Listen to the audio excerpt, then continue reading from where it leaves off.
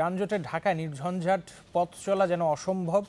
একটুখানি নির্মল হাওয়ায় গা ভাসিয়ে সময় মতো গন্তব্যে পৌঁছা সে তো কল্পনারও অতীত, কিন্তু রাজধানীর বুকে সেই কল্পনার একচিলতে বাস্তবায়ন করেছে হাতিরঝিলের ওয়াটার ট্যাক্সি। টলমলে জলে ছুটে চলা রোমাঞ্চকর এই বাহন এরই মধ্যে বেশ জনপ্রিয় হয়ে উঠেছে নগরবাসীর কাছে।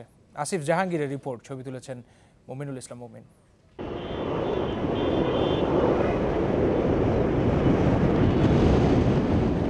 ইটপাথরের এই ধূসর নগরে একচিলতে প্রশান্তির আধার হাতিরঝিল। অসহনীয় যানজট আর আকাশচুম্বী দালান কোঠার ভিড়ে হাঁপিয়ে ওঠা নগরবাসী স্বস্তির নিঃশ্বাস নিতে ছুটে আসেন এখানে। তবে ২০১৩ সালে উদ্বোধন হওয়া হাতিরঝিল প্রকল্পের উদ্দেশ্য কেবল সৌন্দর্য বাড়ানো নয়, বরং জলাবদ্ধতা কমানোর পাশাপাশি রাজধানীর পূর্ব পশ্চিমের যোগাযোগ আরও সহজ করা। সেই ধারাবাহিকতায় সড়ক পথে চক্রাকার বাস সার্ভিসের পর এবার হাতিরঝিলে ছাড়া হয়েছে ওয়াটার ট্যাক্সি।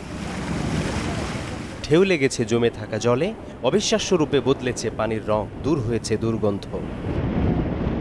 ২৫ থেকে ৩০ টাকায় গায়ে হাওয়া লাগিয়ে ১৫ মিনিটেই গন্তব্যে পৌঁছে যাওয়া নগরের বুকে সত্যিই অভাবনীয়।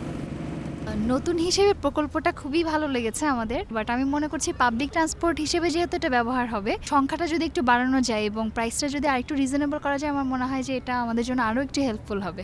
আমি প্রথম নৌকা উঠছি, আমার খুবই ভালো লাগছে। ঢাকার ভিতরে এমন একটা পরিবেশ আসলে আমাদের জন্য দরকার ছিল, যা আমরা পেয়েছি।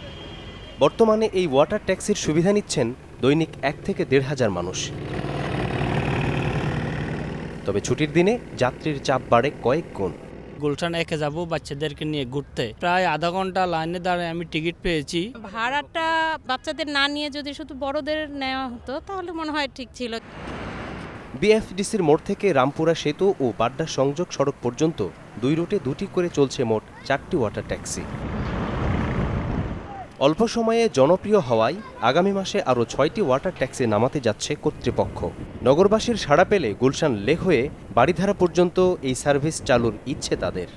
পানির যে একটা গন্ধ ছিল, সেই গন্ধটাকে আমরা করলাম স্লাস রিমুভ করে দূর করেছি, যাতে বোটে করে মানুষ ঠিক টঙ্গী ডাইভারশন থেকে একদম সোজা রামপুরা ব্রিজ নিচ দিয়ে একদম নড়াই খাল, রামপুরা খাল হয়ে বালু নদীতে যেতে পারে। এখন আমরা দেখছি প্রচুর মাছের সমাহার। গুলশান লেক থেকে ইনফ্যাক্ট মাছগুলো এই হাতিরঝিল লেকে চলে আসতেছে। ভেনিস সহ বিশ্বের অনেক শহরেই যাতায়াতের অন্যতম মাধ্যম জলপথ। সংশ্লিষ্টরা মনে করেন পরিত্যক্ত খাল ও জলাশয়গুলোকে সুপরিকল্পনায় আনা গেলে তেমনটি সম্ভব ঢাকাতেও। হাতিরঝিলের ওয়াটার ট্যাক্সির দারুণ শুরুটা হাওয়া লাগিয়েছে প্রত্যাশার সেই পালে। আসিফ জাহাঙ্গীর, চ্যানেল 24, ঢাকা।